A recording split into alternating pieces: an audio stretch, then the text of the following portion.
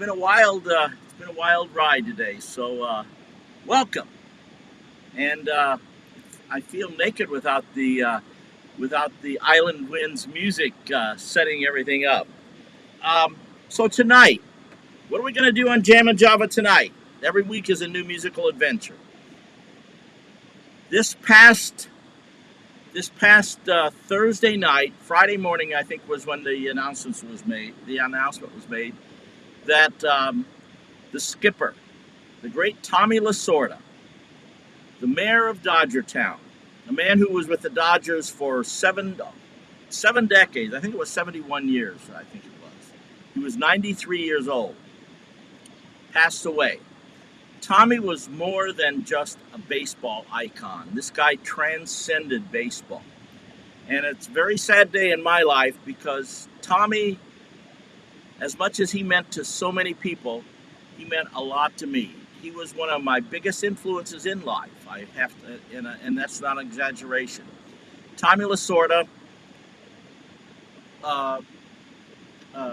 was a hero of mine in so many ways. I was so impressed with his tenacity and his energy and his enthusiasm and his positivity and just his ability to make people rise above their circumstances, rise above and reach their maximum.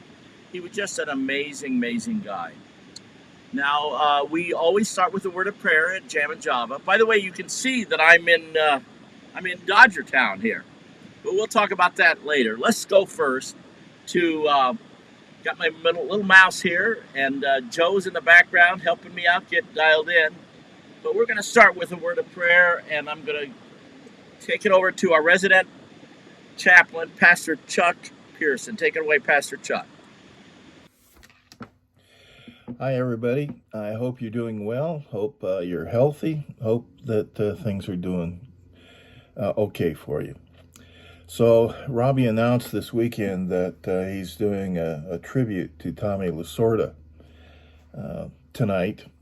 And Tommy is the man who is reported to have said at some point that he doubted it was doubtful if you could get into heaven if you weren't a Dodger fan.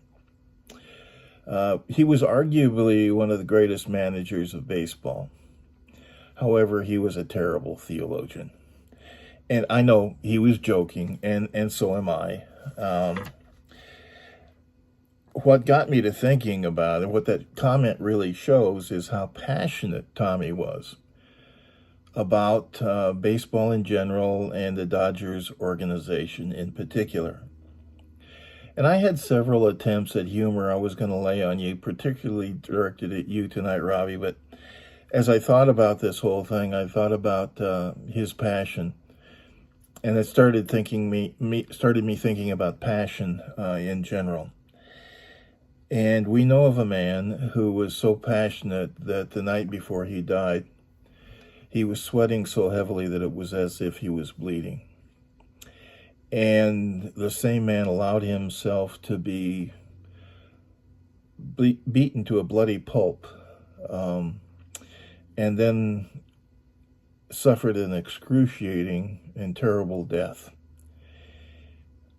And of course, I'm talking about Jesus.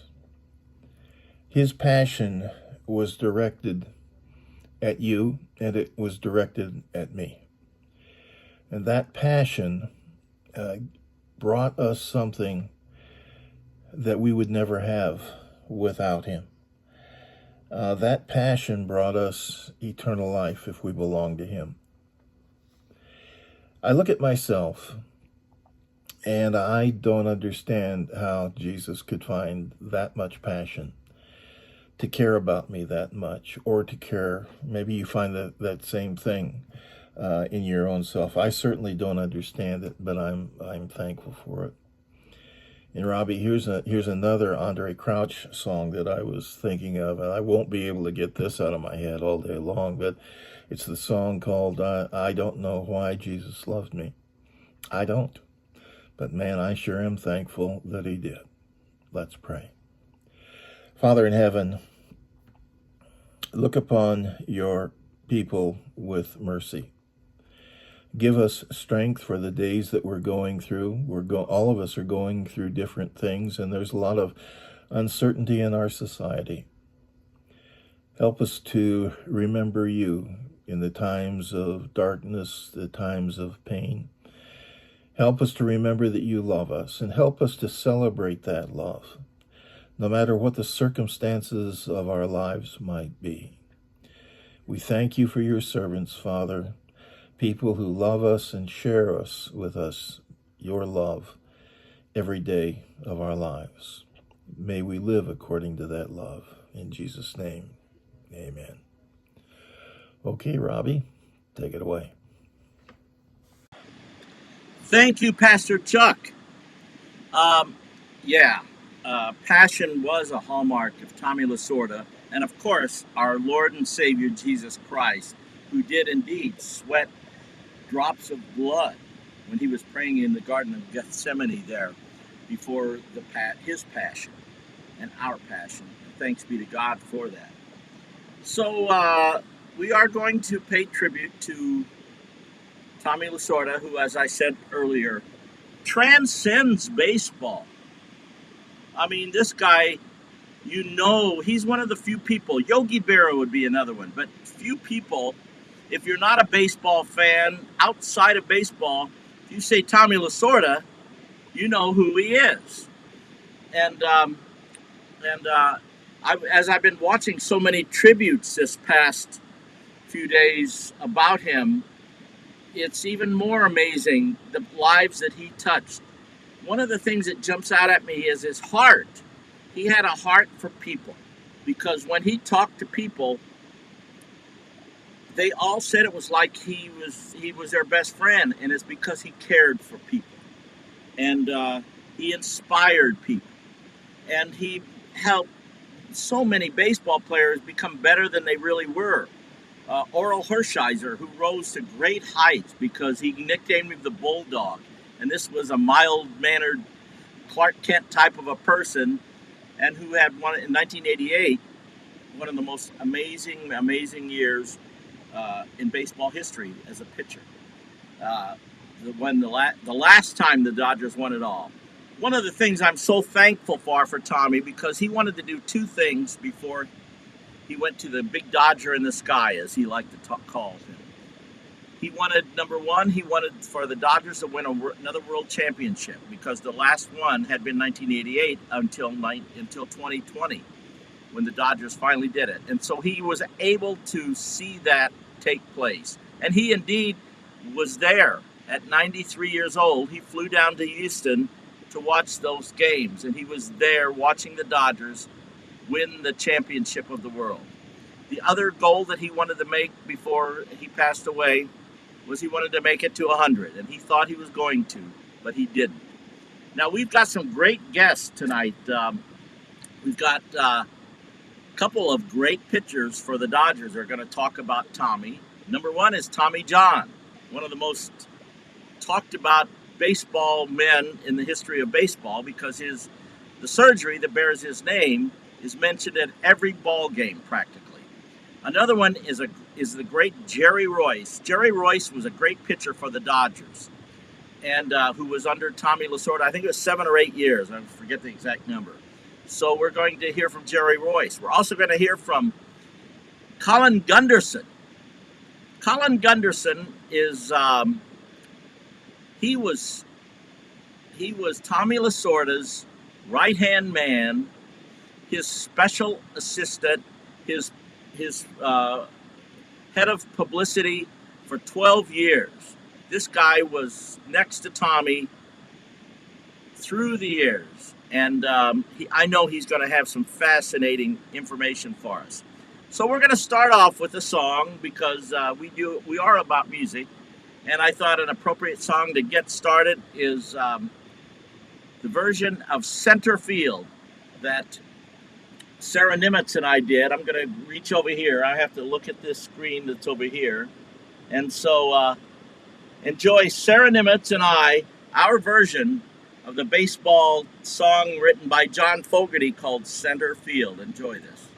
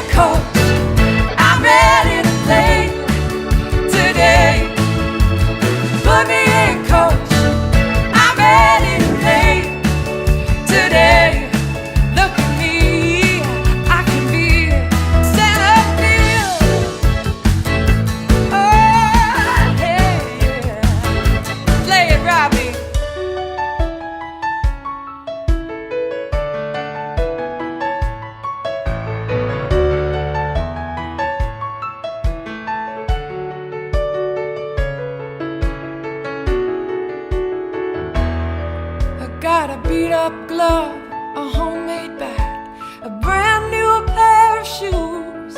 You know, I think it's time to give this game a ride. Just to hit the ball and touch them all, a moment in the sun. It's gone and you can tell that one goodbye. Oh, put me in, coach, I'm ready to play today. Put me in, coach, I'm ready to play today. Look at me, I can be yours. Put me in, coach, I'm ready to play today. Put me in, coach, I'm ready to play today. Look at me, I can be center field.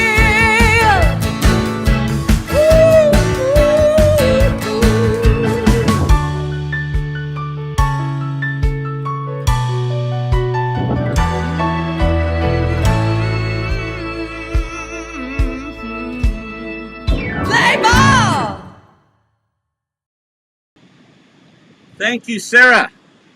Play ball, indeed. That would be Tommy Lasorda's favorite words. That's for sure. So I've got a couple of interviews. That's what I mentioned to you. I think we'll start off. Let's start off with Jerry Royce. Jerry Royce, I met him 30 years ago. We were playing at Buffalo. We played at a minor league baseball game, and Jerry Royce this was kind of on his decline towards the end of his long career in baseball. I don't remember the stats, actually. I wish I did. But and we became friends, and so I am going to show you a little interview that I just finished, literally about a half an hour ago. And let's see, where is it? Oh, there it is, right there. Okay, and let's see. Here's Jerry Royce talking about Tommy Lasorda. Man, you look exactly like you did. How long ago has it been since you played? It's 30 years. I imagine this field behind me looks familiar to you. Yeah, it almost looks like you're there, and they got the lights turned on for you. Or better yet, they got the sun out for you. And you know what? There's a very unique thing here that you haven't seen. I don't know if you've seen it. If I get out of the way, you see what they have in the field there? What's that? They have Tommy's number 2 there, and they have that on the field. And all of Los Angeles is doing all kinds of tribute things, you know? Okay. Can you see that out in the outfield there? Right there. You know, if I'm going to have to see, I'm going to have to make an allowance here. Ah, there you go. Well, you're my age, I know. I do see it now. Yeah. See, I can't wear the glasses because they reflect. Yeah, I know the drill too, and so I just have to deal with it, actually. As I mentioned on the phone, I'm a humongous Dodger fan, have been my whole life, but Tommy transcended the Dodgers for me, even as an inspiration, as a role model in so many ways, to model my own passions and stuff. And so I felt really compelled that I needed to do some kind of a tribute to him, which I'm doing tonight on this show. Well, it's timely, and you couldn't find a better person to do this about. So, ladies and gentlemen, it is absolutely my privilege to introduce to you one of the great pitchers, not only for the Dodgers, but many other teams. But I loved him when he's on the Dodgers. No-hit pitcher, Mr. Jerry Royce. Welcome, Jerry, to Jammin' Java. Robbie, great to be here. Thank you. Oh, thanks for being here. And, of course, it's a sad time in Dodger Town right now. As you know, we lost the skipper. You know, with the passing of Tom Lasorda, Guy Wellman, who worked for the organization for so many years, and then you go back a couple of months, there was Jay Johnstone, Ron Peronowski, and even Lou Johnson. So the past 6 months have seen a lot of, well, former Dodgers and coaches, managers, and personnel. Well, they've left the planet. Yeah. Well, and I saw a very poignant illustration yesterday and it was Tommy walking into the cornfield of the Field of Dreams, you know? Yeah, that was an interesting one. Someone had a pretty good concept and put it together, and I'm certain that we're going to see even more as people get inspired and hear what other people have to say. You know, one thing that a lot of people don't know, and you may or may not realize this, but he was more than just a manager. He was someone that could relate with so many different people on so many different levels, from anyone who's a kid on up to grandparents. And in the years that I played with him, that was 8 years from 79 through early 1987. Wow. He made an effort. The only manager that I ever had who made an effort to learn the names of the kids, the wives' names, and in most cases, he learned the parents' names. So it was special. It was a special time for me to be with the Dodgers, and it showed when I played on the field because I had 5 of my best seasons with the ball club, and it also produced a world championship back in 1981. And that was a memorable year, of course, not only for the Dodgers, but for Tommy. It was his first world championship. And I will never forget opening day, and you were slated to be the opening day pitcher of 81, right? That's true. That's true. But I overdid it the day or two before then and pulled a calf in which leg. But I did. And Tommy went through his roster and took a look at every available pitcher, and his best choice was Fernando. So just think, if it wasn't for you, we would never have had Fernando Mania. You would have had Fernando Mania, but it wouldn't happen quite like the way it did. That was such an amazing year. I mean, how was it for you to be part of that 1981, that Cinderella team? That whole thing was such amazing. Yeah, it was. What was the most important thing, though, is it was the strike year. 50 games or so were lost. And as a result, we had 2 different halves of the season. Since we were in first place when the players went out, in I think it was June 12th, we automatically were the first half winners. And we played the team who was the second half winner in a division series. And that was the first time that it was ever done in Major League Baseball. Yeah. Well, I could ask you, well, first of all, just carrying on with that for a second, then for you guys to win it all in Yankee Stadium, how was that? Well, it was great. Anytime you win a World Series, and I've only been in one, you realize that dreams that you had ever since you were a kid playing in a World Series and playing for a winner, well, those have just been realized. Now, winning at Yankee Stadium, that was fine. It would have been, I think, and more enjoyable for all of us had we won the championship at Dodger Stadium. But you take what you get. Well, and what a great thing, though. I'm a big Yankee fan as well. Dodgers #1, but I like Yankees #2. And you think of all the World Series the Dodgers and the Yankees have played, and then after 77 and 78, for the Yankees to beat Tommy, I know it was so sweet for him. I mean, the fruits of victory and all that kind of stuff. You know, how sweet it is. Those were 2 terms that I heard quite a bit during those years with the Dodgers. Now, there were different people, different classes of people who were with the Dodgers in 1981. First, you had the guys who were the core that had been through the team probably from the early all the way through the 70s, and they realized that this was their last chance to win. Then there was the group that came from other organizations that played in 77 and 78 that came up empty. And then there was the group that I was involved with, guys who didn't win a World Series before, but were integral parts in the team's performance during the 81 season. And then there were the young guys who had just come up through the organization, experiencing what it's like to play at a major league level and to be in the postseason at the first time. For the guys who had been with the organization a long time, I realized just how important that was, because for them, they finally realized something that they talked about, they dreamed about together from rookie league all the way up through the major leagues, and they finally realized that dream. And they also knew the time was running out on them. The second group of guys, that was the guys who to 77 and 78. Maybe a little bit of revenge there because the Yankees took both those series. For me, it was the first time in the World Series, and it was a Dodgers-Yankees World Series. I mean, it doesn't get better than that.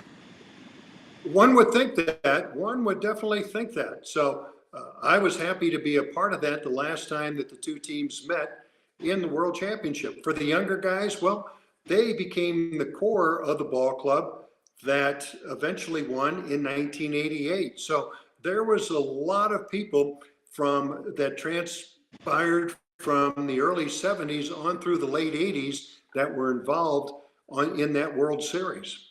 Of course, right at the center of that is the guy that we're talking about today, and that was the great, amazing Tommy Lasorda.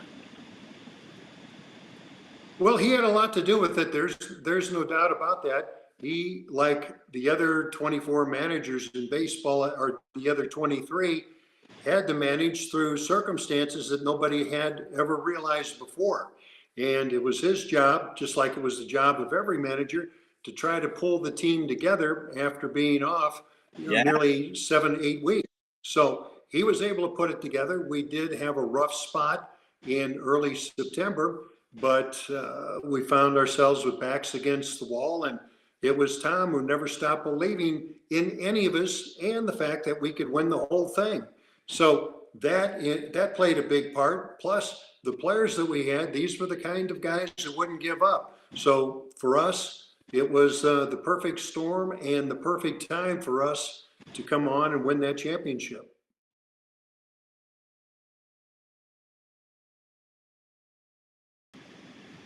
Some fun stuff. Fun remembrances from Jerry Royce.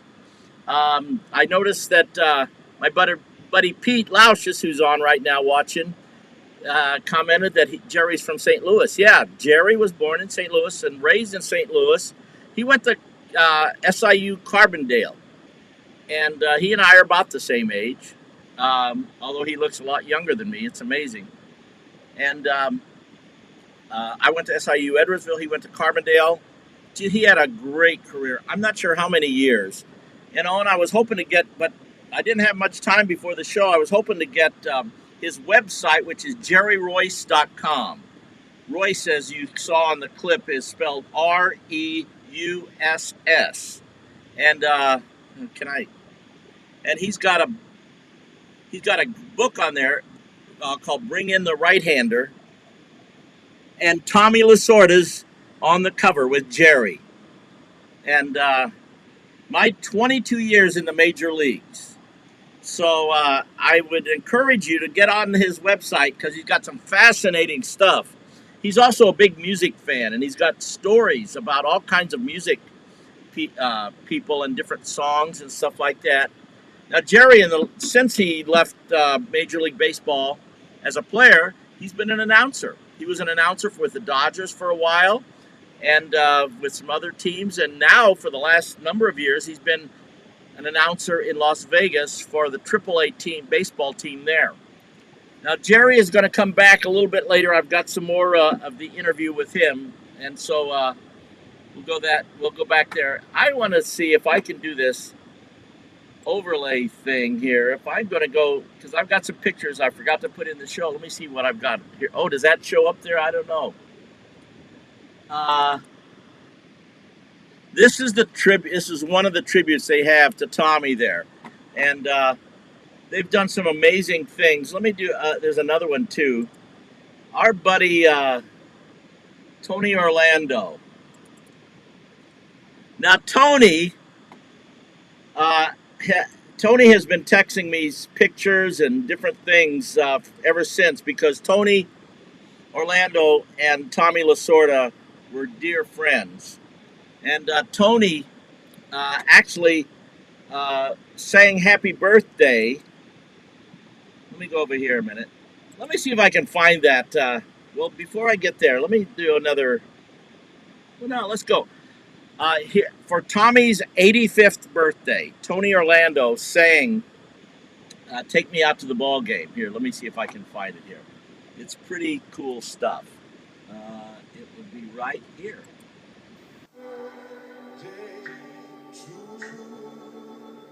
4-0 in favor of the Dodgers. They are not only leading the Rockies, they are celebrating Tommy Lasorda's 85th birthday. Tony Orlando leading the crowd and singing happy birthday. Clayton Kershaw having to take a few extra warm-up tosses while show business arrive. And in a moment, we'll get the ball game underway. It'll be Willen Rosario.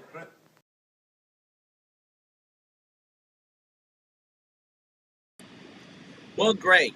So that was Tony singing happy birthday, 85th birthday. And I see our next guest is in the green room. And so I think I should just go ahead and bring him on. And I wonder if he was there for that 85th birthday. Let's find out. So, well, we're going to bring him on, and then I'll introduce him to you. Let's see here. I hit this button right here. Colin Gunderson, how are you, buddy? I'm good, man. How are you doing? I'm good. You know what? It's so nice of you to come on and to talk about this guy who I know was so important to you. Well, it's a pleasure, and it's really a privilege to be on with you. Thank you for having me. Now, I hear a little bit of an echo, so you may want to turn your speaker down a little bit. Or if you have headphones, that would even be better. But let me see here if I can get some stuff going here. Well, we're going to dial you in a minute here. I need to go over here to this button right here. We can see it, but I think I can make you a little bigger here. Go here, the guest can, and we're going to zoom you in. There. Well, that's a little better, I guess.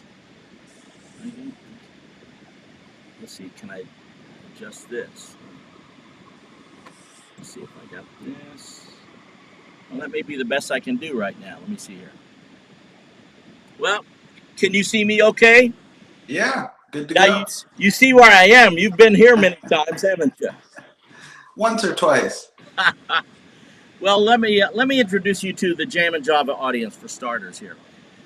This gentleman here, his name is Colin Gunderson, and for 12 years, he was the special assistant and the head of publicity for Tommy Lasorda. He was with Tommy through everything, basically, for a 12-year period, and his name, as I said, is Colin Gunderson, and we met, I think, when we had at that Italian-American thing where we had dinner. And so welcome, Colin. That Italian-American thing, man, that could be any day of the week for Tommy yeah, or Frankie. That's true. Well, this was a memorable one. I'll tell you what, it was for the National Italian-American organization in Washington, D.C., and every Italian was there, and they were paying tribute to Frankie Valli, and I had a chance to have dinner with Yogi Berra, Frankie Valli, Tommy Lasorda, and you. Yes. Great. Do you remember that event? Because there were Supreme Court justices there were senators there were musicians, there were actors. I mean, it was a pretty amazing night. Yeah. Well, let's, I know this is sad for you and it's sad for me because Tommy Lasorda meant so much to so many people.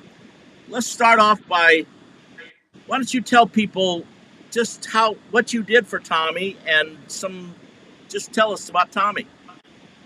Well, thank you. Like you said, I was his assistant for 12 years, and I did it all. And at the end of the day, when I was in my first month or two, he brought me into the office and he said, listen, when I give you something to do, all I want to hear you say is mission accomplished. I don't care how you do it. I don't care what you got to do to just get it done. And so with Tommy, on any day, that could be anything. And, that could be anything from just doing his mail to arranging a trip to the White House and everywhere in between. So basically, I was his right-hand man, especially because he was a lefty. But whatever he needed. And he would come into the office and he would say, now listen, let's see how many people we can make happy. Let's see how many people we can make happy today. And we love that, man, because, you know, it sounds easy for a guy with all the resources that Tommy had. And that's true. Yet what you learned is that, you know, anyone could do that. Anyone could do that. And that could go from anywhere from leaving someone tickets to calling their mother on the phone before she's going in for an operation just to cheer her up. And again, everywhere in between. And he would always say, listen, if Joe is happy, Joe's his wife. If Joe is happy, then I'm happy. And if I'm happy, then you're happy, and the rest of us will be good to go. And so again, for me, that meant whatever Joe wants, Joe gets. And that's how it should be. That's how it was, for sure. And I know he had an amazing relationship with his wife, Jo. They were married over 70 years, weren't they? Yeah. I mean, so long I can't even count anymore. And Tommy, I mean, this guy he was an enigma because there was nobody like him before. There never will be another Tommy Lasorda. And he was so funny. And one of his classic lines I remember he would say, and I know you must know this, he would say about Joe, his wife Jo, he said, she apparently had said, I think you love the Dodgers more than you love me. And he says, well, and I think his reply was, well, I've been with the Dodgers longer than you, but I love you more than football and basketball. That's right. Well, I love you more than I do football and basketball and soccer. Yeah. You know, it's actually for anyone that knows Tommy at all, you know that he is a man just full of determination. Definitely one of the cornerstones of his character. And many, many years ago, he was pitching in the minor leagues, and he saw this young gal in the stands in South Carolina.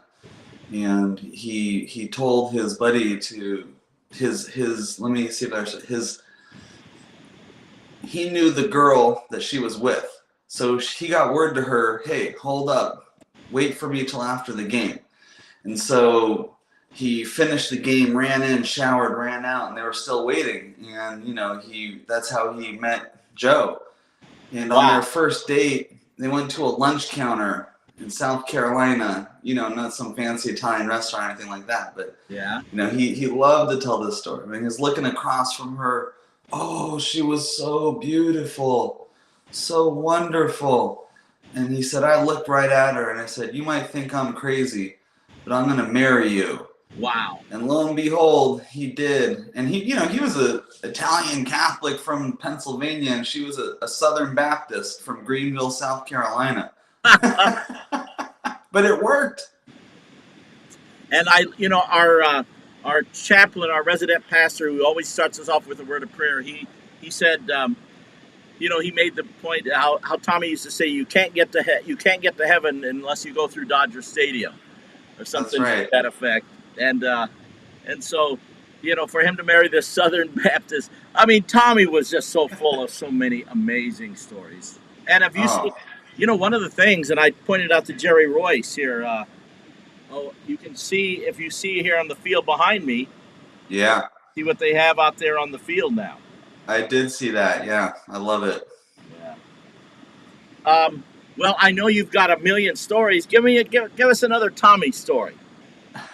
Well, man, there's so many. And like I was saying last night, one of my best memories of Tommy, because he was so happy. Tommy was an intense individual for sure, but he loved to live life to the fullest. And you hear that phrase a lot, but he embodied that. And so when the team would play the Padres in San Diego, man, he'd always be like, let's go down and watch them. Okay, Chief, whatever you want. So I'd drive down to Fullerton where he lived, and I'd pick him up. And on this one occasion, I go down there. He's just finishing getting ready. He gives Joe a kiss. Hey, we'll see you later. And we hop in his Cadillac. And this was probably in, 2003, something like that. Man, for some reason, he still had a tape player in that car. which boggled my mind. But we get in the car, we're headed down the 5, and he's fired up because A, we're going to see the Dodgers play. B, we're going to one of his favorite restaurants in San Diego, which was run by the Busalaki family. And they own half of Little Italy down there. And they're just fantastic people, great food. So he's excited about that. And then he pops in this tape. He takes it out of the center console, and it's Louis Prima. And, you know, I was born in 78, so I'm 42 now. And, you know, of course, Louis Prima is who he is, amazing musician. But I think for people in my generation, he's not really the first of mind.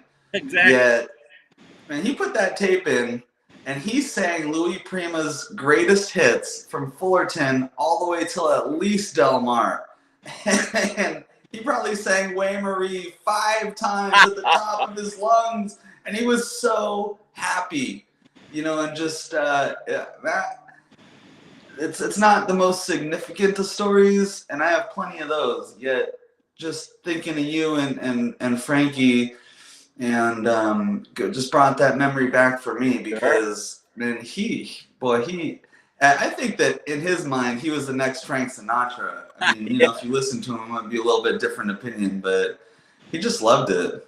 One of the amazing things, and this is before you were with him, and I know in 1977, because, I mean, first of all, was there ever a manager who had more celebrity, musician, actor friends than Tommy Lasorda? Unbelievable. No. But in 1977, when he first became the manager of the Dodgers, which was his lifelong dream. And another thing I know about Tommy is, by the way, the reason I know a lot about Tommy is because, I said it earlier in the show, Tommy Lasorda is one of my biggest heroes in life. Beyond just being a great baseball manager, the Dodgers, he inspired me for all those things that you just talked about earlier. He loved people. He inspired people. He was the most tenacious human being I've ever seen. He was energetic. He was so positive about everything, and he could make people better. He was just an amazing guy. Well, you know, in this day, especially today, especially these days, Tommy, he would tell anyone and everyone that self-confidence is the first step to success. And, you know, I mean, obviously all of us go through times where we need someone to pick us up. But Tommy would look at someone and see past any self-doubt that they may have. And he would always try to look for what that person is capable of, even if they know it or not. And most of us don't. You know, he used to say, you know, everyone from the president of the United States down to the lowest job needs motivation, you know, and that's true. And he truly enjoyed doing that for people and for bringing out the best in them, even when they couldn't see it in themselves. You know what? And as you know, so many of his players, Tommy John was mentioning there earlier. He said he would run through a wall for Tommy Lasorda. And you know what Orel Hershiser he did for Orel. I mean, without Tommy, Orel I don't think would have ever had the kind of success he did. No chance. That's the perfect example. Yeah. That is the perfect example. Now here's Orel Hershiser, who had arguably one of the greatest seasons in the history of Major League Baseball. Absolutely, yes. But man, you hear that, man, you talk to Orel or anyone that knows that, and it's well documented, and he's the first to tell us about it. Which is, you know, he was pitching scared. And, you know, Tommy brought, you know, he had, I think Orel was cut by his college team, drafted in the 17th round, somewhere in there. And, you know, he had some good stuff, but they said that he just didn't have it in here. And so Tommy brought him in one day and said, listen, you're pitching scared. You're going up there and you're thinking, I'm going to throw the ball there and I hope he doesn't hit it. When instead you should be saying, I'm going to throw the ball right there and he ain't going to hit it. And he said, from now on, you're the bulldog. You're going to walk like a bulldog, you're going to talk like a bulldog, and you're going to pitch like a bulldog. And, you know, I'm paraphrasing, but in essence, you know, that really went on to spark Orel's historic year. And if you listen to Oral Talk, he'll be the first to say that Tommy was his baseball dad, and he was the most influential person to him outside of his biological parents. Yeah. And the crazy thing is, man, so many people say that. So many people say that, and I'm one of them. I'm definitely one of them. And over the past few days, people have been so nice to reach out to me and check in on me. Yeah. How you doing? I know that, I know it's a tough loss. And I feel like saying, hey, he was a second father to everybody. Whether you're with him for 1 week or 12 years or, guys like Bobby Valentine. Yeah. With him for his whole adult life.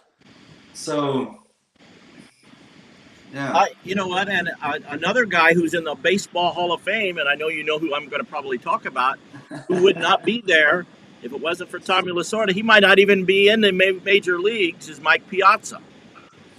There's another great example, and Mike said this week that Tommy believed in him when nobody else did. And that's obvious because the guy was drafted in the 62nd round, which is the last round in the draft. Nowadays, I don't even think they have 50 rounds, let alone 62. And so, they were, I think he was only drafted as a favor to Tommy, right? Oh, no doubt. No one wanted to draft him, but Tommy made him draft him. And that's another amazing story because, he was trying out with the Dodgers as a first baseman. Oh, really? And they're like, Tommy, wow. He's just not going to happen. And he said, well, if he was, because he could hit. And he said, well, let me ask you, if you had a catcher like that could hit like that, would you draft him? Well, sure. Well, now he's a catcher, so draft him. And his mind, you know what, Tommy, I can't believe the people that he remembered. I've been watching all these tributes all the last few days. He remembered everybody's family, the kids' names, all this stuff for people he hadn't seen in decades. Yes, and that's what I was saying, which is, guys like Billy Martin, Earl Weaver, Walt Alston. Now you're talking about some of the greatest managers in the history of baseball. Right. And, no criticisms to them. Right. But they weren't, they weren't the most warm and outgoing people when it came to the way that they treated their players. Now, Tommy comes in, and he's taking his players out to eat. He hugs them. He changes Alston's rule and allows family members in the clubhouse before the game. And for Tommy, man, family was everything. Yeah. And he treated his players like sons because, he used to say all the time, whether you're a manager of a baseball team or if you're in charge of anybody, you have to be a great communicator. And to do that, you have to know how to reach your players. Now, some guys need a hug. Some guys need a kick in the butt, and it's your job to figure that out. So when times get going rough, you know how to deal with them. And the only way to do that is to spend time with them, and I think exactly what Tommy John was saying is, I'd run through a wall for Tommy. Well, why is that? Because the more time and effort that a manager puts into his players, the more that they realize that, this guy's for real. He cares about me. And so I'm going to care about him, and I'm going to do anything that he asks me to do, and Tommy was a master, and he truly enjoyed relating and connecting to other people. If you think about it, some of the great, like Alston, and Tommy were major league players, but they were not great players, and they weren't even good players. They were barely major league players, and that happens a lot. Where you have a guy who's a average player at best, or just doesn't even make the big leagues, but turns out to be a great manager. And so when you have young baseball players coming through the organization, it brings so much more, credence to what you're trying to teach them, because they knew that he had been in the same spot in his own life and career. It's one thing to get advice from a Hall of Famer who's already there. Right. It's another thing to realize that, this guy had to do the same thing that I'm doing. So he could relate to all the players that were under him. And it wasn't just a thing about finding a common connection. Like you look at a guy like Dave Anderson, who replaced Alfredo Griffin in the 1988 Dodger team at shortstop. Right. You know, Dave thought that the Dodgers were going to trade for a more established shortstop in '88 when Griffin broke his hand.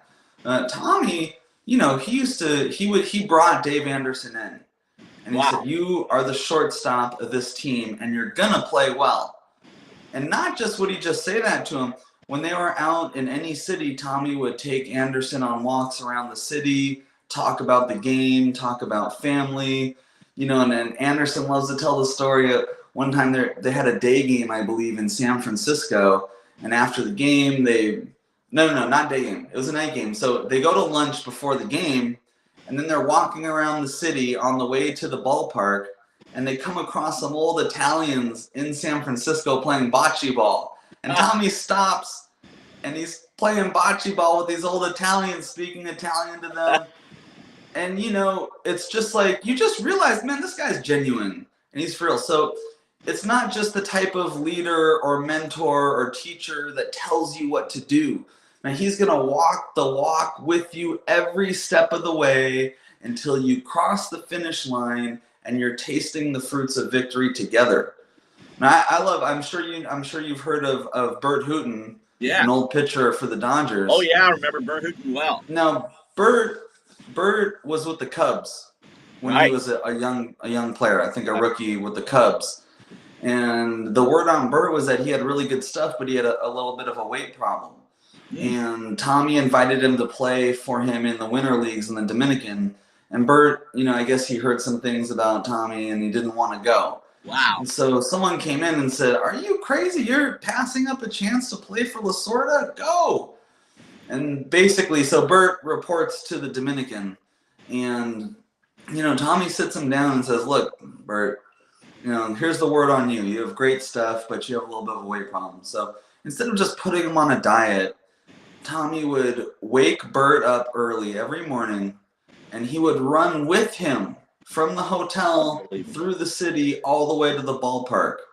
And that, man, you know, that type of hands-on approach, it's irreplaceable, because what's Bert going to do? Bert's going to not try as hard as the manager who's taking time out of his day every single day to help him achieve a goal that he needs to achieve to become a big leaguer. And then Bert goes on to have a tremendous, I think, 13, 14 something major league year career. You know, and that's what people loved about Tommy, because he would do it with you. He wouldn't just tell you what to do. He would help you every step of the way. Amazing. You know what? You mentioned eating earlier. Now, Tommy and eating, of course, are synonymous. And I heard the president, Dan Caston, the president of the Dodgers, say on an interview just yesterday that going out to eat with Tommy at an Italian restaurant was always a special event.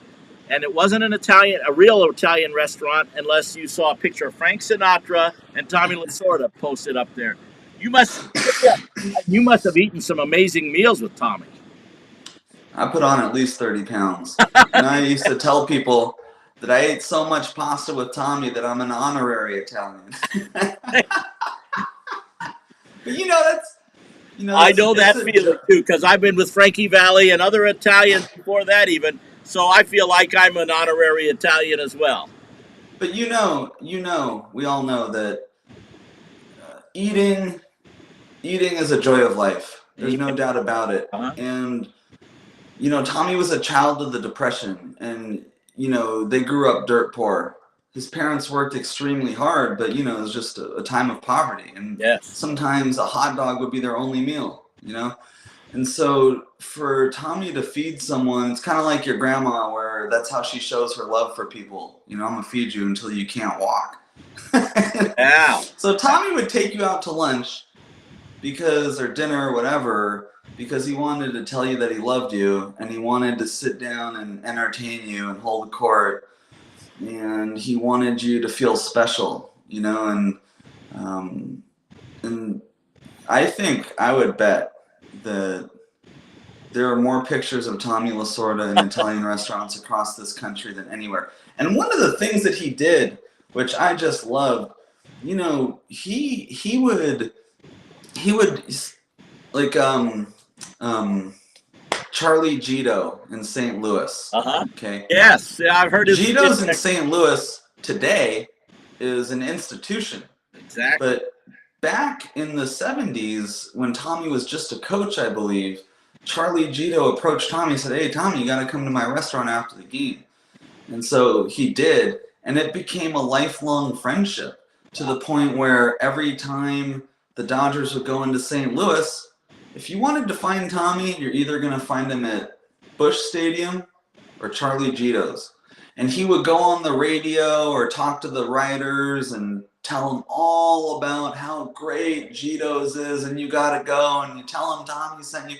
And he would actually work very hard to promote these guys' restaurants, you know, because he knew that they needed the help, but I think it was also, you know, an Italian thing or an immigrant thing, I don't know. But, you know, people come here from other countries and they have nothing. And they work day and night, blood, sweat, and tears to try to better themselves and their families. And that's exactly where Tommy's family came from. So when he saw that in another person, especially an Italian, man, he would go out of his way to help people. And Tommy was all about loyalty, all about. I mean, that was one of his main, you know, characteristics in himself and what he looked for in other people. And so for Tommy, it's like, look, if I'm going to go out and promote your restaurant, you know, you're going to have to feed me. But they loved it. Sure. Because they could tell that he truly loved it.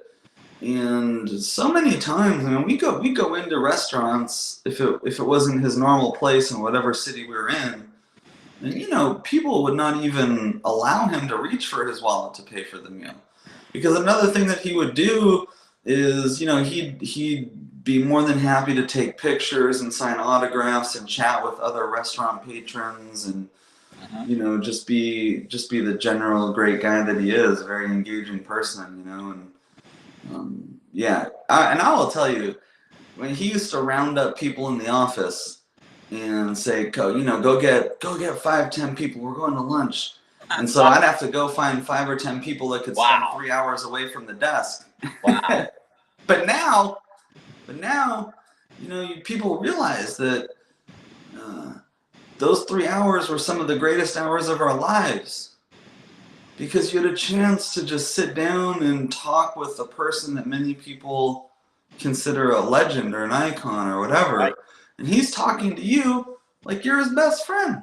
Exactly. And that's a joy. I mean, that's and so you read all these things in social. And he was more than just this great hero that you looked up to. He would inspire these people to be better at what they did in their lives. That is so true. And that goes all the way from guys like Oral Hershiser to guys that are working the phones at the stadium trying to sell tickets. Now, he would always walk through the office and he would stop at some sales desk and say, "Give me the phone. Give me the phone."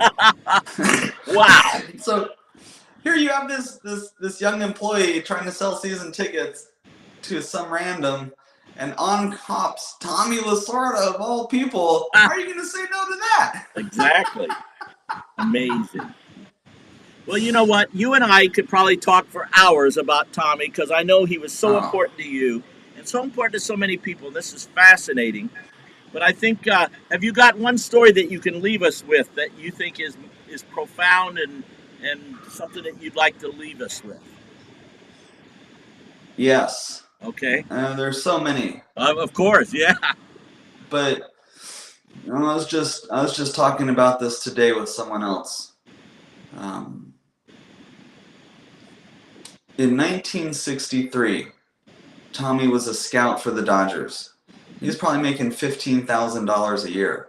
Think about that. Yeah. And in '63, the Dodgers were playing the Yankees in the World Series. So the ball club gave all the scouts a couple tickets to every home game.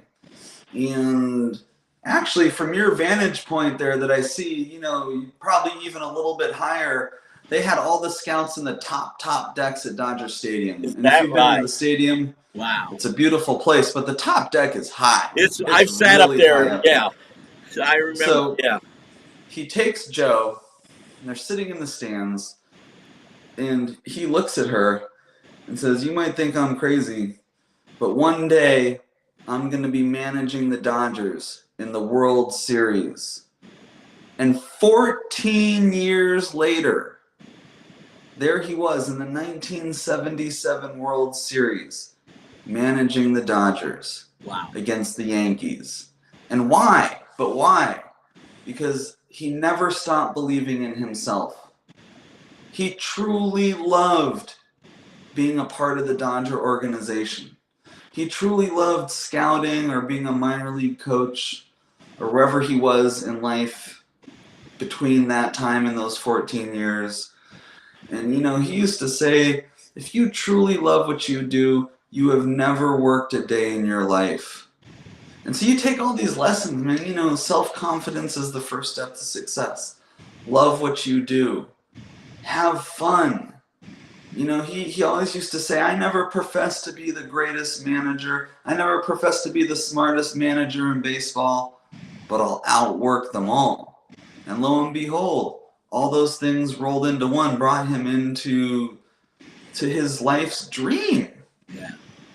You know, and especially in this day, he used to tell end all of his speeches. You know, he'd say, laughter is the food for the soul. If you can laugh, you can forget about any problems that you may have. And so I love that story, because how many of us, if you ask, if you ask yourself, how long would I be willing to give myself to accomplish X, Y, or Z? How many people would say 14 years? Probably none, you know? But he did, and he did it his way. And it's just such an inspiring story for me. Amen. Tenacity, the will to win. That was Tommy Lasorda. And he made it happen. His dreams came true, and he lived every day his dream. That's been my motto, actually, my whole life, too. If you love what you do, you never work a day in your life, and that's been my story. And so I thank Tommy for inspiring that to me. And he earned it. And I'll leave you with this one, I promise. But, you know, he probably had, when I left him in 2012, he probably had 15 honorary doctorates. So by the time he died, maybe 20, I don't know. He loved giving commencement speeches or talking to any kids. And anytime he would do that, he would tell this story. And it's the story of 3 youngsters graduating college. And the first kid got keys to a brand new car from his parents when he graduated. The second kid walks across the stage, and the parents write him a check for $15,000. Say, here you go, son, I'm proud of you. Spend it as you see fit.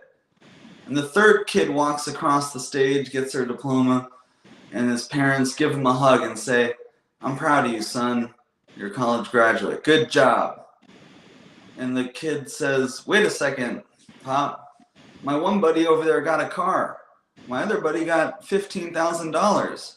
You're just saying congratulations? You're not, what are you giving me? He said, that's where you're wrong, son. I'm giving you the world. Amen. But you have to go out and earn it. Amen. And that's exactly what Tommy would do. That's what he did for himself. And that's what he would try to do for everyone that he tried to improve, which is he would give you the life lessons and the tools to do it, but he'd make you earn it. And really, there's no other way. Amen. Amen. That's a great way to wrap this up. Thank you so much, Colin. I really, really, really appreciate you coming on and taking time to talk about Tommy. I appreciate it, and I thank you very much for giving me the opportunity to relive some of my most precious memories of Tommy Lasorda. Thank you. Well, we'll keep in touch. All the best, my friend. Thank you. Thank you. Wow, that's some powerful stuff. Go back over here. Oh, I got to do this one here. Back to this one right there. Is that me? Hold on a second. I gotta do this. You got it, Joe? There we go. Cool. Oh man, this guy was next to Tommy for 12 years through everything that he did. Just amazing. And his love and his passion for Tommy just jumps out of his every fiber of his being as he was talking about Tommy. So let's do some music. One of the things Tommy, is this working? One of the things Tommy was all about was that tenacity and that will to win. And I wrote a song with Sarah Nimitz that's baseball themed, and it's about that will to win. That's the kind of thing, that's basically the formula for success, and that is to roll up your sleeves, make it happen with that will to win, that passion, that drive, that tenacity, all that kind of stuff. And I'm such a believer in that, and I probably got so much of that from Tommy Lasorda. And so here's a song that was written by Sarah Nimitz and I, and also my friend, well, I will tell you that in a minute. So here it is. This is called The Will to Win. Let's see, I can see it better over here. Let's see. It goes like this. Will to Win. Here we go.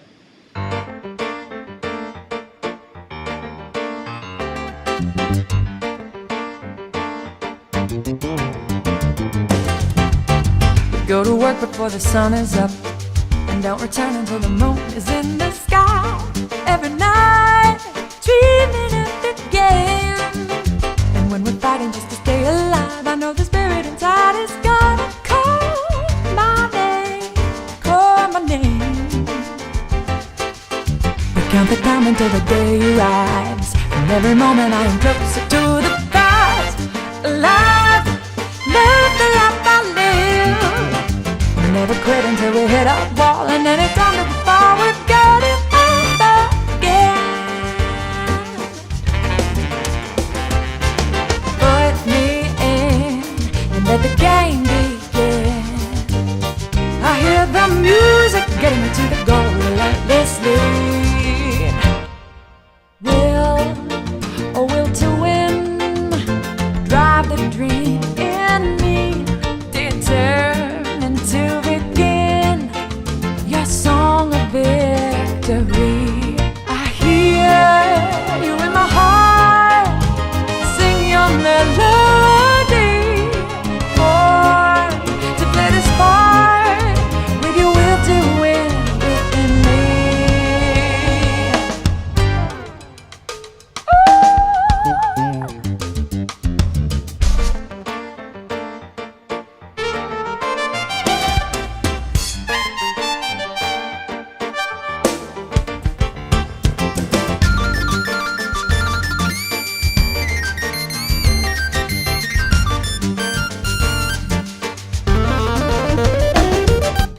I'm not afraid of rolling up my sleeves, to leave it all up on the beat and don't look back. Swing the bat with everything I have. Hear the sound as I hit the ball, flying over the wall. It's going, going, gone. I put my feet up on the solid ground. I hear the roar of the crowd cheer me on. As I run along, feel the wind blowing in my face as I'm running the race and headed home again. Oh, put me in and let the fun begin. I hear your music getting me to the goal relentlessly. Will to win,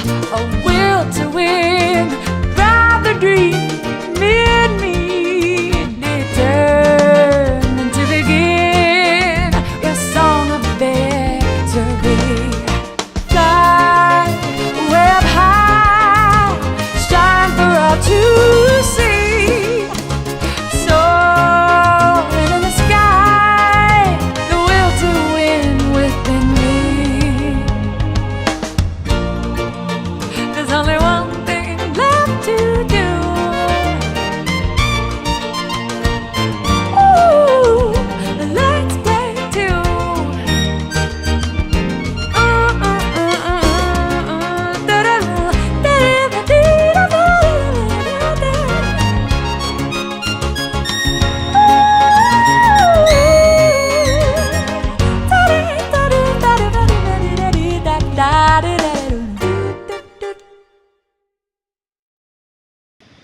The Will to Win. Now, Glenn Ballantyne, the way that song came about is actually Glenn Ballantyne and I wrote that instrumental song years and years ago. And then I always liked it. And then when I was doing a baseball themed show, I had Sarah write lyrics to it and we recorded it. And so the three of us are actually writers on that: Glenn Ballantyne, Sarah Nimitz, and myself. And so there you have it. All right, cool. Let's see. Who's Lupe Montano? Kathy Nelson is watching. Dennis Plaster. Hey, Dennis. Don Millette. Johnny Hornsby. Hi, guys. Mike Marotti. Pete Lauschis. Yeah, I mentioned him. Rochelle Egan. You know, and I saw one of your tributes on Facebook today for Tommy. Jan Gala. Hey, Jan. It's so cool to see you on here. Give a hug to my buddy Tony Gala. It's so cool that Don Mileto, I mentioned that. So cool that all of you guys support this Jam and Java. Thank you for watching with us and stuff. Tonight is a special, passionate show. Now, one of the highlights for me with Tommy was a few years ago when we had this dinner. I had a chance to have dinner with Tommy and Yogi Berra, Frankie Valli, and then Colin Gunderson, who was there. By the way, before I go I also want to make sure that you're aware that Colin has a book out too about Tommy. And I can only imagine, I'm going to get that book. I'm going to get Jerry Royce's book too, because both those books look intriguing to me. But, and I guess Colin Gunderson, if somebody could look that up for his website to pick up his book, just so we can put that out there for you. Definitely something that I'm sure has got some amazing stories and amazing, unique insight to a guy who was his right-hand man for 12 years. Now, I've got some pictures here. Let me see if I can dig up these pictures. If I go over here, let's see. Bear with me as I look over here to my left. I'm going to look over here, and so this is at this. Frankie Valli was honored at this Washington, the National Italian American Society in Washington, D.C., and there were senators there. There were Supreme Court justices. I mean, it was an amazing night, and I sat with Tommy, Yogi, Colin, and Frankie Valli, and it was an amazing night of stories. And that's from that. Let's see here. What else do we have here? I've got some cool pictures here. Let me see. But I didn't get them all in this show. Let's see here if I've got something else. Here is. Here it is. That's Tommy and I at that thing. And I had a chance to rub shoulders with Tommy a number of times through the years in a variety of different capacities. As a matter of fact, one of the most memorable times was just not 2020, but 2019, the last year that we could see the stands. And I was at a Dodger game with Carla. And Tommy walks by, so I reached over and we talked for a little bit. And we're talking about how memorable his memory was. Amazing. Here he was, 92 years old, I guess, or 91. Let me look up this picture if I've got it here.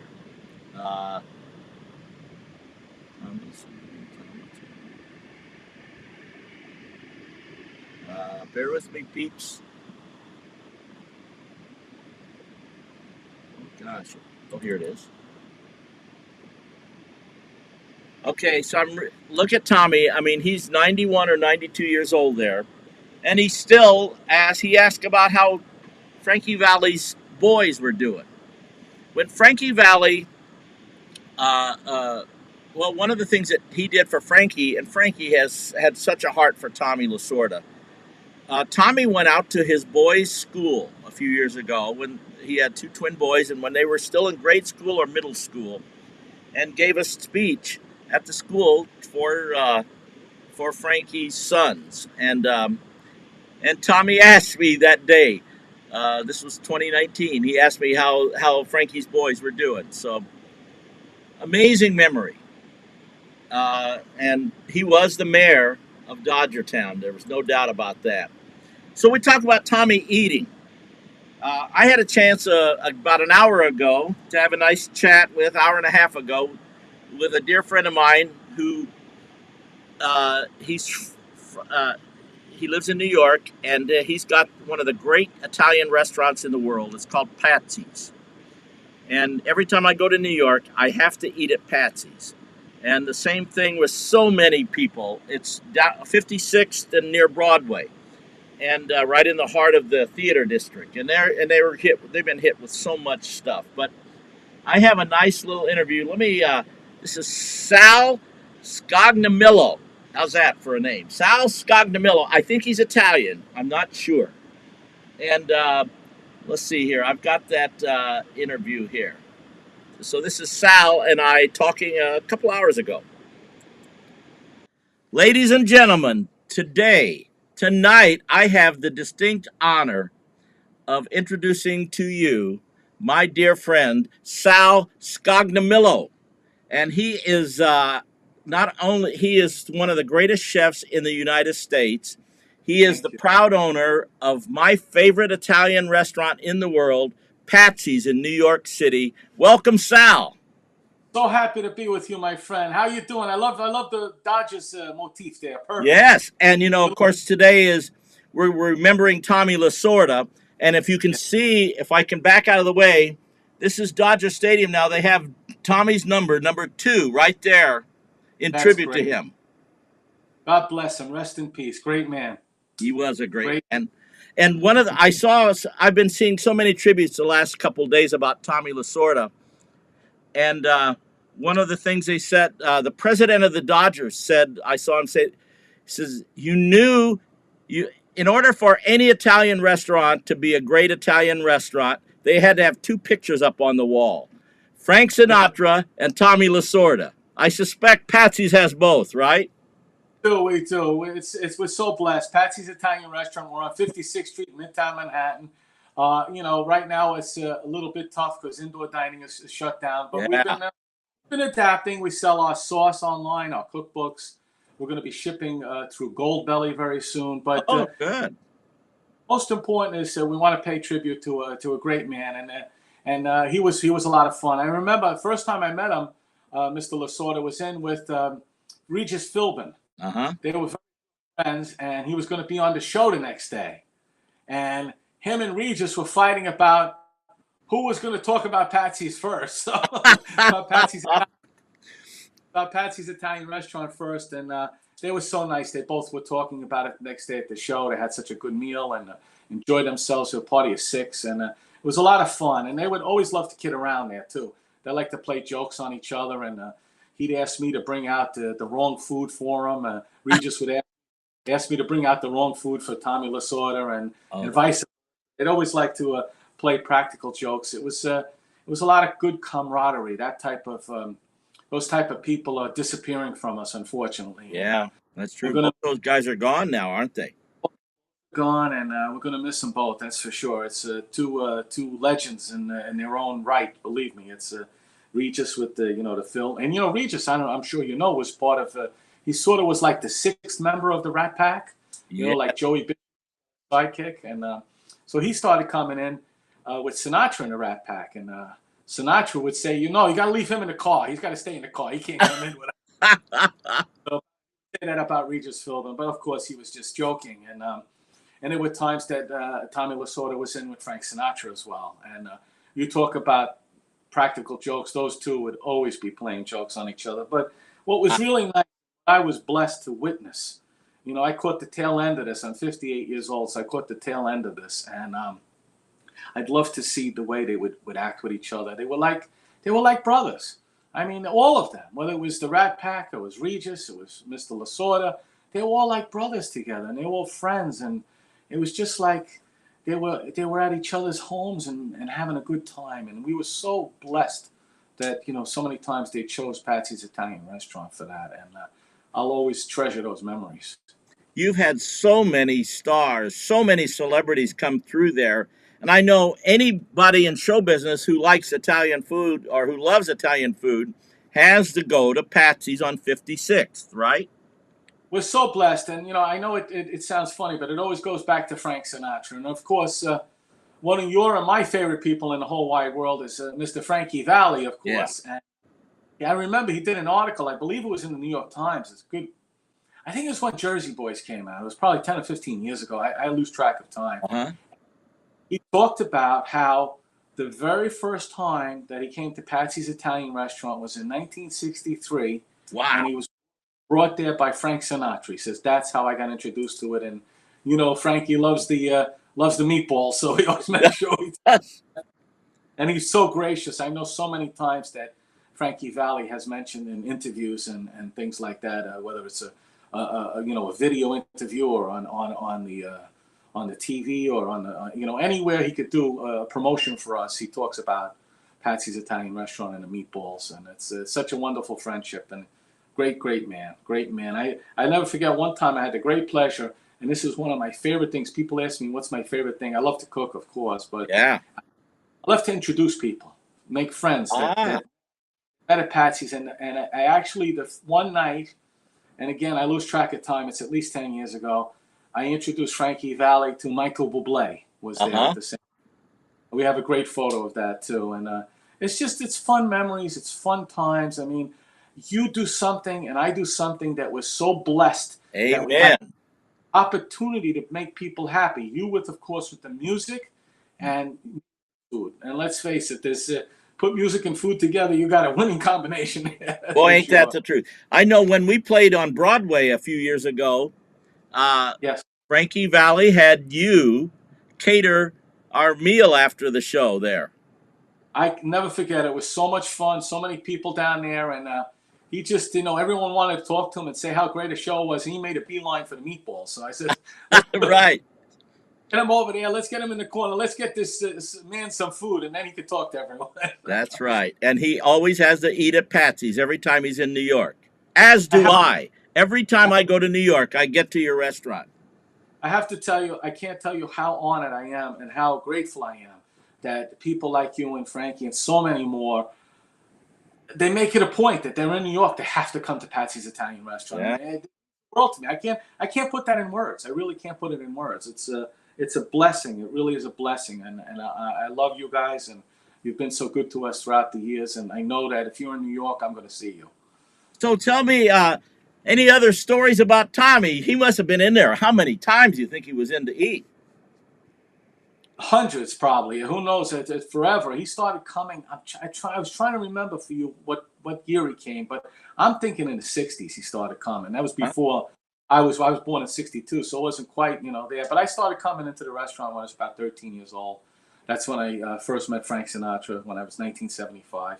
But Tommy used to come in all the time. He came in with his family. He came in, I told you, with Regis Philbin, who was a good friend of his. He was there with your friend and our friend Ray Negron. Oh, yeah. Ray is a great guy, too, from the Yankees. And, again, it was the type of thing that he would call it like a Patsy's pasta pilgrimage, And he had an appetite, didn't he? He was a good eater, which was very happy. Us Italians, too good. You can't see the stomach here, but we can. Do you remember what kind of food he liked? He liked pasta fagioli, the beans and Oh, macaroni. yeah. With the white clam sauce, escarole, sauteed garlic and oil. When we had the stuffed artichoke appetizer, he liked a lot. Really, meatball sauce. It's really the good classic Southern Italian stick-to-your-ribs kind of food that we make. And, we're proud to call ourselves a red sauce restaurant. And that's I cut that into two parts, and so that was the first part of the interview. I don't know if we'll get to the second part. I've got so much stuff here to play with my buddy Sal Scogmanillo. Scogmanillo from Patsy's. By the way, just to clarify, so Patsy's restaurant has been in New York now for 3 generations under the family ownership. Sal's grandfather started it, and his nickname was Patsy, and that's where the Patsy's comes from. And then his father took it over, and so they've been there for I don't know how many years, but 3 generations. And now Sal is the owner and main chef, and passed it down, and it keeps going. And it's just if you're in New York, you have to go into Patsy's and have a great Italian meal. I just love it, and I do every time I'm in New York. And here I've got this picture. I'll see if I can get this picture up here. This is let's see here if I this stuff will get in the way. Oh, here I'll go here. With oh gosh, let me see here. Right here. That come in? Oh yeah, that's Paul Schaefer and I at Patsy's. I mean, it's like the place, no doubt about it. He and I had dinner there one night. Another Hammond organ guy, of course. And so, well, okay, I've got some stuff from Tommy John. So let's have Tommy John talk about Tommy Lasorda. My guest today is a great baseball player. He pitched for 26 seasons in the big leagues. He pitched for my beloved Dodgers, and he pitched against the Dodgers. The stats on the back of his baseball card are absolutely stellar. 288 wins, 3.34 lifetime ERA, 46 shutouts, 3 times 20-game winning seasons, all-star games. If you know baseball, you know his name. Please welcome to Jam and Java, Mr. Tommy John. Welcome, Tommy. That was my name when I pitched, Jam and Java. Well, that's my name. I love the Dodgers because I love Lasorda and I love the O'Malleys. I came down, my contract was up. Now, you talked about Tommy Lasorda. Yep. Now, Tommy is a big hero of mine. I have because he is such a great inspirational kind of a guy. I mean, you played for him. Tell me. 2 years. 77, 78, right? 77, 78. He got the players to play hard. And that's what you have to do as a football coach, a basketball coach, a manager in baseball. Get your players to play hard. He had that ability to win the players over. And he was good. I would have given Tommy the shirt off my back. Wow. It wouldn't have fit him. That's right. It was too small, but I would have given. Now it would. Of course, you had all those celebrities coming around when Tommy. Oh, my God. Lasorda's first year, I'm sitting on the bench like this, you know, and the clubhouse kid comes down. He said, "You got to go up to Lasorda's office." And I looked down, and Lasorda's standing right there. And I go, what's going on? So I go up, and the door's locked. I knock on the door, and the door opens, and here standing in a Dodger blue sleeve sweatshirt and his tidy whities is Don Rickles. He said, "Shut the door, get in here, you putz." So I said, "What do you want?" He said, "I got to be ball boy. And you're the only guy on the team I could trust to make sure I was dressed correctly." So I checked him out and I checked all his stuff. "You look good to me, Don." Pats me on the butt and he said, "I owe you, buddy." Okay. So we go on and we win the pennant. Yes. And I pitched the first game against the Phillies at Dodger Stadium. And we don't play very well. I think we lose in 10 or 11 innings. And the next day, Lasorda's coming in. He said, I've got a sports psychologist coming in here to work with you guys. And we go, oh, God. The door opens and in walks Rickles. And the Dodger clubhouse was laid out A, B, C, D, E. And the reason they had it like that, so there couldn't be any cliques. Right. Okay. So it was Rick Auerbach, Dusty Baker, I forget who the other guy was. So he goes like, Rick Baker, Rick Evan Auerbach, Dusty Baker, Dusty Evan Baker. And Dusty's laughing. He goes, and everybody's laughing. That was what it was supposed to be. But everybody, so they go, Bert Hooton, Charlie Huff. He goes, Tommy John, debts paid.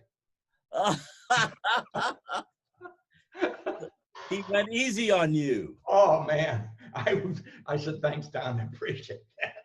You know, in 1977, I was playing with Buddy Greco, and we used to open the show for Don Rickles. We did like 20 weeks a year at Sahara in Vegas. And Sahara, yep. I got to know Rickles really well. And Rickles a good guy. He is a good guy. Oh, man, what a guy. And the funniest guy on the planet, man. He's good. No, he's really good. But that's when you played for Lasorda, you didn't know who you were going to get. All the best, my friend. Thank you so much. Thank you for having me on. I appreciate it. Well, I love talking baseball anytime. Next time, I'll have a song or two I'll whip out. Good. Tommy. Thank you. Thanks, Robbie. I appreciate it. Take care, brother. Okay. Bye-bye. Great Tommy John. You know what? And everybody who played for Lasorda that I've ever heard from has nothing but reverential things to say about him. One of the things Jerry Royce was talking about that I don't think we got it off on the clip that you saw, but Jerry Royce, Tommy Lasorda was friends with Frank Sinatra. And Frank Sinatra, of course, the biggest music star in the world, the chairman of the board. But he promised Tommy that if Tommy became the manager of the Dodgers, he would sing the national anthem on opening day. Well, of course, Tommy became Tommy became the manager of the Dodgers in 1977. So on opening day, and I asked Jerry about this story, interestingly enough, and because on opening day, Frank Sinatra sang the national anthem at Dodger Stadium, Tommy's first game as manager. He kind of messed up on the words a little bit on the second verse.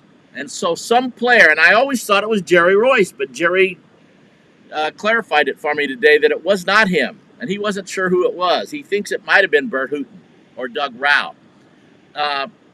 This player reaches over to Tommy and said, "Who is this guy you got to sing this? He doesn't even know the words." Of course, that's Frank Sinatra. Another one of the stories that Jerry mentioned, and I won't, because we're not going to have time to play all of the interview and stuff. What time is it here? Let's see here. Oh, yeah, we don't have enough time to play more interviews. But he said he was walking through the clubhouse, and they had a bunch of commotion, and Tommy grabbed his arm and swung him around and said to Jerry Royce, "Here, meet Frank Sinatra." Or no, he said, "Here, look who's here." And it was Frank Sinatra was there with Tommy. And so Jerry Royce's line was, "I didn't get your name," to Frank Sinatra. So Jerry Royce was he was a kidder. He was a great baseball player. But tonight we're talking about Tommy. And one of the things, you gotta believe in yourself. And that's what he instilled in all his players. Ask Kirk Gibson, 1988, the team that nobody thought could beat the mighty A's, the Oakland A's, because they had an amazing team.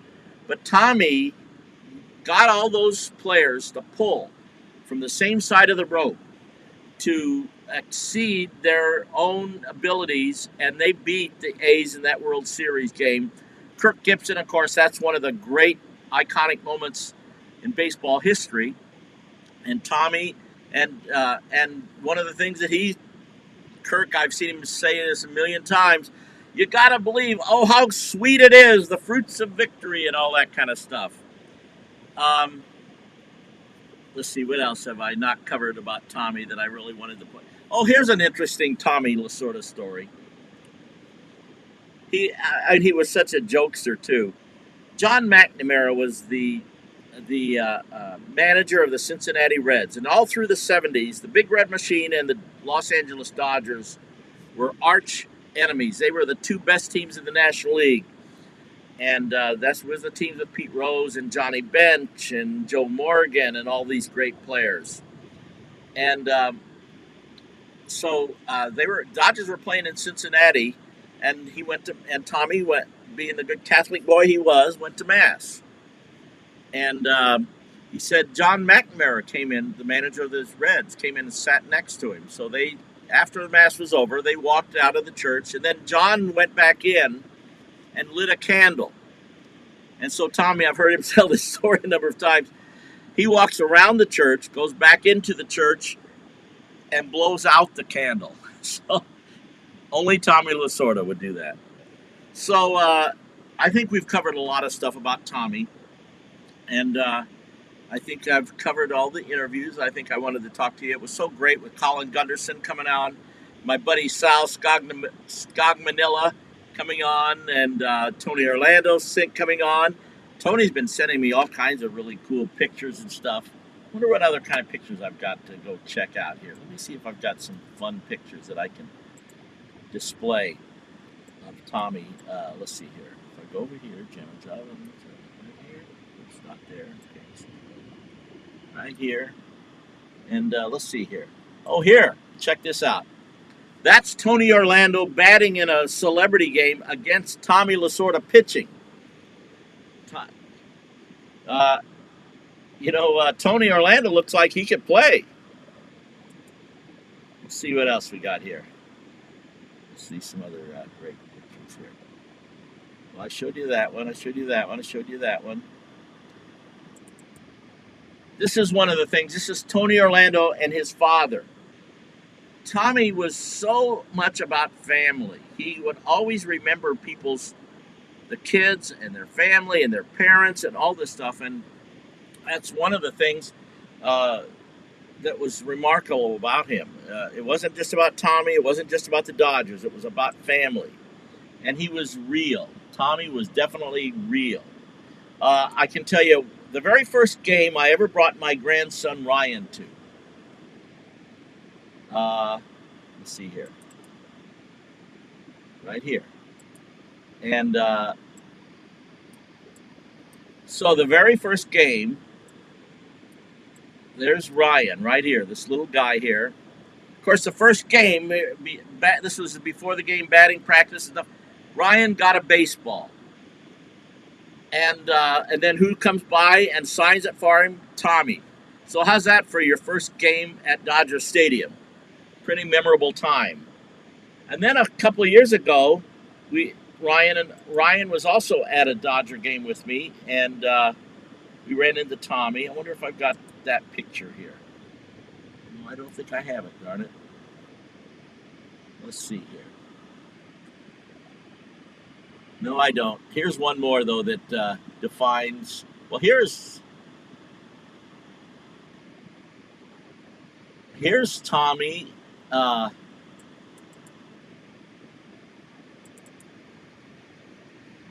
This is two of my grandsons and my son. They were at a game in Nashville for the Nashville Sounds, a AAA team. I love going there because it was such a small little stadium. And there was Tommy. They're watching a game. Boy, baseball. And there's my grandson Max on the right, and my grandson Jackson on the left, and that's my son Todd.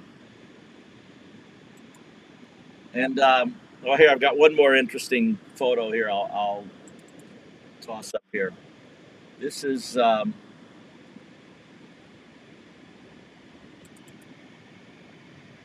Tony Orlando show. Back in the day with Rickles, and there's Lasorda. You see. And of course they're yucking, and that's Garvey, and I'm not sure who else that is behind him. One of the Dodgers of the 70s. Just amazing stuff. Amazing stuff.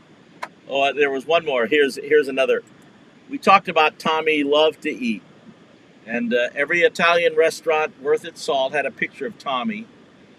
And here, I've got this one right here. There we go. And I remember he went on Slim Fast for a long time there for a period of time, and he lost a lot of weight. But then the stories of his eating in restaurants are just amazing. So there's some of that. So I got a song I think that would be a nice song that would be, I think Tommy would like, and it's Sarah Nimitz and my version of Take Me Out to the Ball Game. And our approach on this Take Me Out to the Ball Game is not the bouncy two-beat approach that you might typically hear when you're at the stadium. Does this work? Let's see here. Maybe not.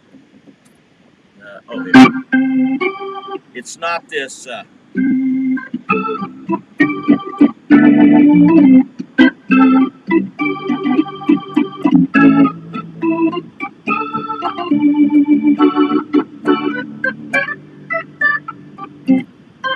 So on, so on. So this is our version of Take Me Out to the Ball Game. Enjoy this here. Let's see here. It goes like this.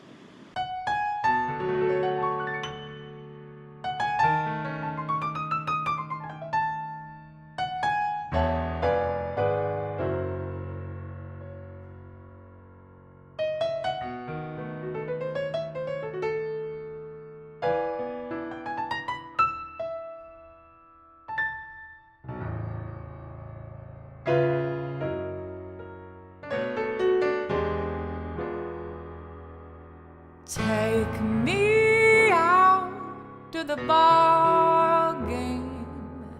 Take me out to the crowd. Buy me some peanuts and Cracker Jack.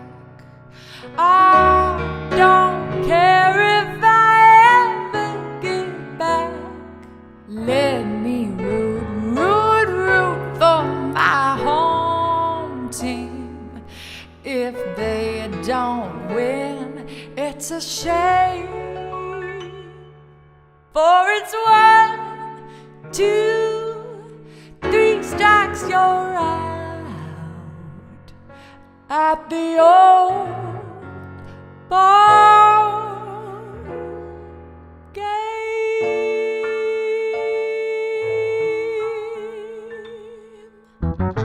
Take me out, to the ball game.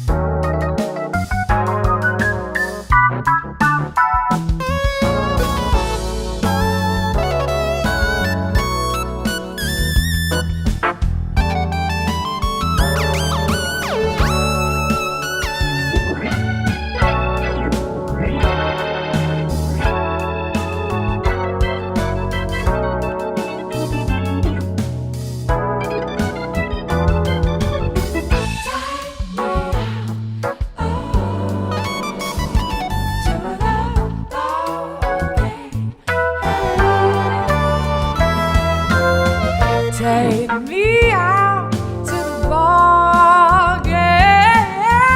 Take me out to the crowd. Buy me some peanuts and Cracker Jack. I don't care if I never get back. Let me root for the home team. If they don't win, it's a shame.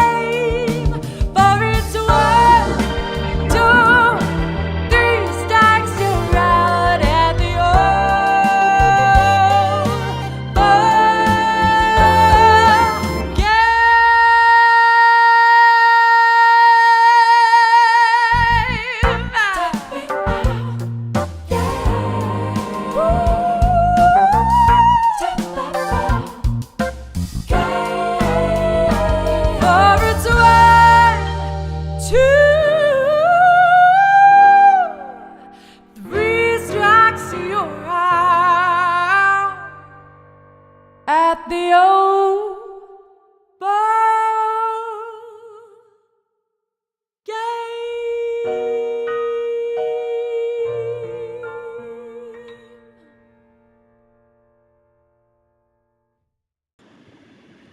Well, I'm going to wrap this up now. Got one more song that I'm going to play before to take it out, but I cannot emphasize enough how important Tommy was to me. Now, I became a Dodger fan when I was just a kid, growing up in Southern Illinois, interestingly enough. But I loved the Dodgers back then. It's because I was on a little league team, the Dodgers, for 7 years. And for those years, I just developed a passion for the Dodgers.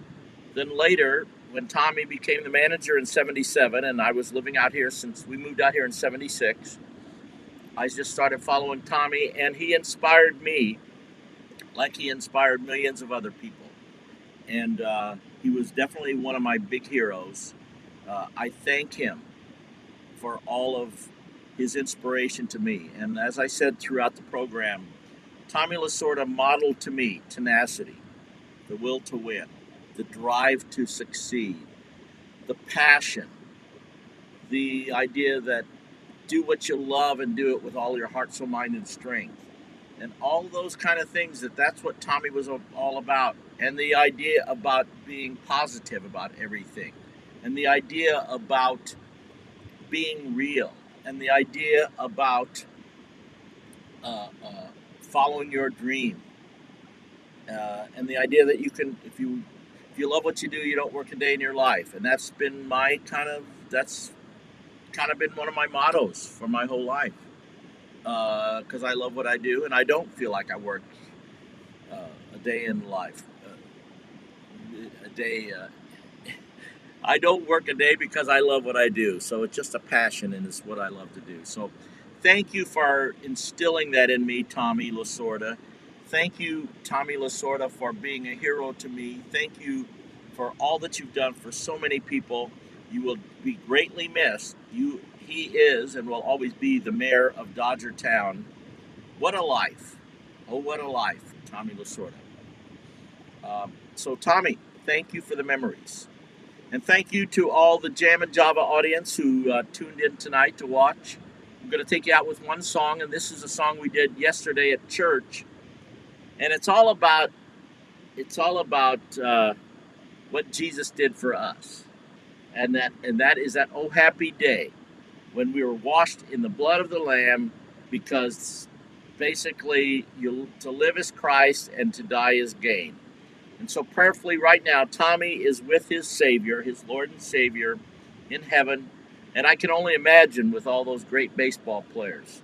I'm going to take you out with, this is our Trinity Lutheran praise band. This is what we did yesterday for church, as I said, doing our version of Oh Happy Day. And so thanks again for everybody. See you next Monday. Let's see if I can pull this up here. And thank you, Joe, for all you did for me tonight, making it happen. Joe Barsulia, the man. Here we go. All right, everybody. See you next Monday.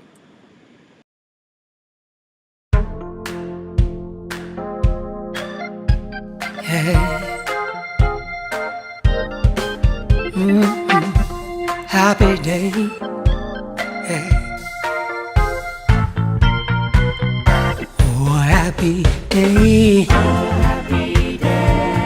Oh, happy day. Oh, happy day. When Jesus washed. When Jesus washed. Oh, when he washed. When Jesus washed. When Jesus washed. When Jesus washed. He washed my sins away. Oh, happy day. It was a happy day. Oh, happy day. Oh, happy day. Oh, happy day.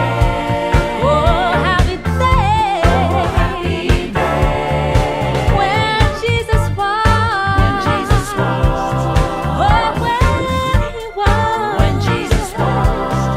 When Jesus washed. When Jesus washed. He washed my sins away. Oh, happy day. Oh, happy day. Oh,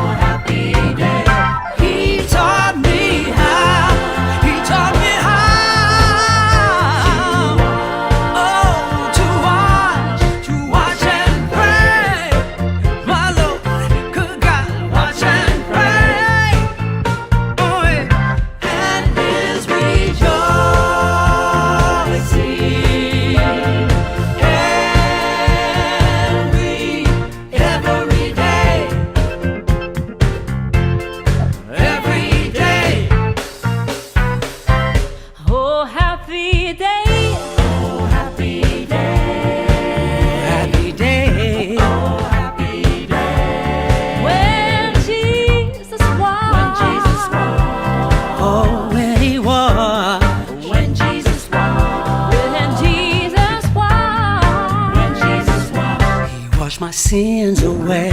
Oh, happy day. Oh, it was a happy day.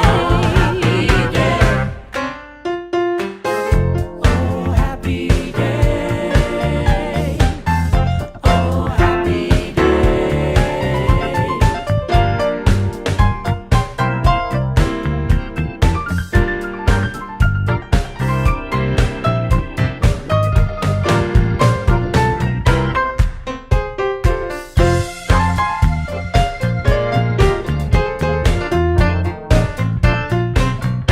He taught me how. He taught me how.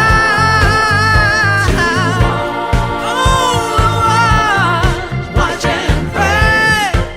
My Lord, good God, watch and pray. And His rejoicing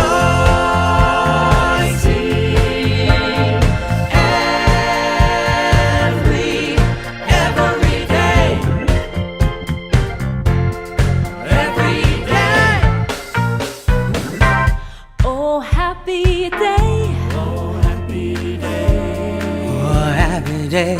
Oh, happy day. Oh, happy day. Oh, happy day. Oh, was a happy day. Oh, happy day. Was a very happy day. Oh, happy day. Oh, happy day. Oh, happy day. Oh, happy day. Oh, happy day. Oh, happy day. When I get to heaven, I'm gonna jump and shout. There'll be nobody there who can turn me out. Yeah. Gonna be a happy day. Gonna be a happy day. Gonna be a happy day. Thank God, a happy day. Oh, happy day.